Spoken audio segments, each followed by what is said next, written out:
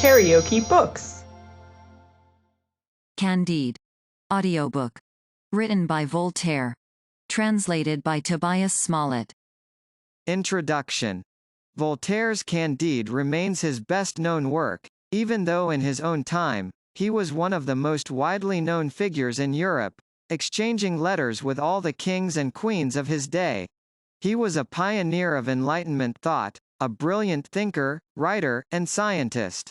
Even with his intelligence, people read his works not only for his ideas, but also for his humor. Candide defies categorization. It combines philosophical treatise with adventure story, picaresque with biting satire, high-flying artistry with the basest aspects of being human. In other words, it captures the complexity of human existence. The titular Candide, having been raised in a virtual Eden as the illegitimate son of a baron, is forced to leave his home after being caught in the embrace of his half-sister. He ventures out into the world only to discover that it is filled with sorrows, troubles, and idiocy. Despite these difficulties, Candide develops his own outlook, that we should tend our gardens, a simultaneously poetic and deeply philosophical statement about the best way to live, a sentiment that applies equally today as it did in Voltaire's day. Chapter 1. How Candide was brought up in a magnificent castle and how he was driven thence. In the country of Westphalia, in the castle of the most noble baron of Thunder ten Tronckh, lived a youth whom nature had endowed with a most sweet disposition. His face was the true index of his mind. He had a solid judgment joined to the most unaffected simplicity, and hence, I presume, he had his name of Candide. The old servants of the house suspected him to have been the son of the baron's sister, by a very good sort of a gentleman of the neighborhood, whom that young lady refused to marry, because he could produce no more than 11 quarterings in his arms, the rest of the genealogical tree belonging to the family having been lost through the injuries of time. The baron was one of the most powerful lords in Westphalia, for his castle had not only a gate, but even windows, and his great hall was hung with tapestry. He used to hunt with his mastiffs and spaniels instead of greyhounds. His groom served him for huntsman, and the parson of the parish officiated as his grand almoner. He was called my lord by all his people, and he never told a story but everyone laughed at it.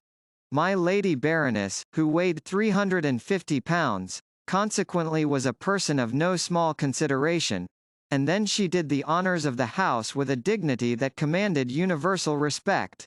Her daughter was about 17 years of age, fresh-colored, comely, plump, and desirable. The baron's son seemed to be a youth in every respect worthy of the father he sprung from. Pangloss, the preceptor, was the oracle of the family, and little Candide listened to his instructions with all the simplicity natural to his age and disposition. Master Pangloss taught the Metaphysico-Theologo-Cosmologology. He could prove to admiration that there is no effect without a cause, and, that in this best of all possible worlds, the baron's castle was the most magnificent of all castles, and my lady the best of all possible baronesses. It is demonstrable, said he, that things cannot be otherwise than as they are, for as all things have been created for some end, they must necessarily be created for the best end. Observe, for instance, the nose is formed for spectacles, therefore we wear spectacles. The legs are visibly designed for stockings, accordingly we wear stockings. Stones were made to be hewn and to construct castles, therefore my lord has a magnificent castle, for the greatest baron in the province ought to be the best lodged.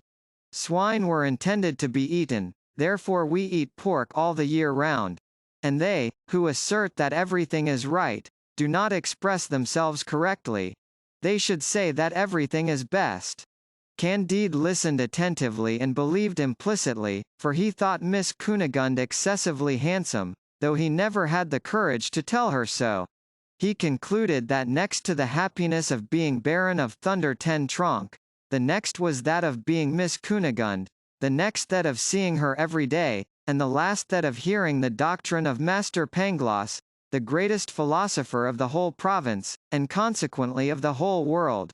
One day when Miss Cunegonde went to take a walk in a little neighboring wood which was called a park, she saw, through the bushes, the sage Dr. Pangloss giving a lecture in experimental philosophy to her mother's chambermaid, a little brown wench, very pretty, and very tractable.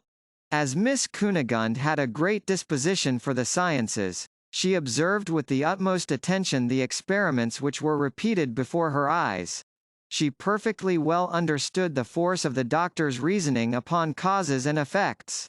She retired greatly flurried, quite pensive and filled with the desire of knowledge, imagining that she might be a sufficing reason for young Candide, and he for her.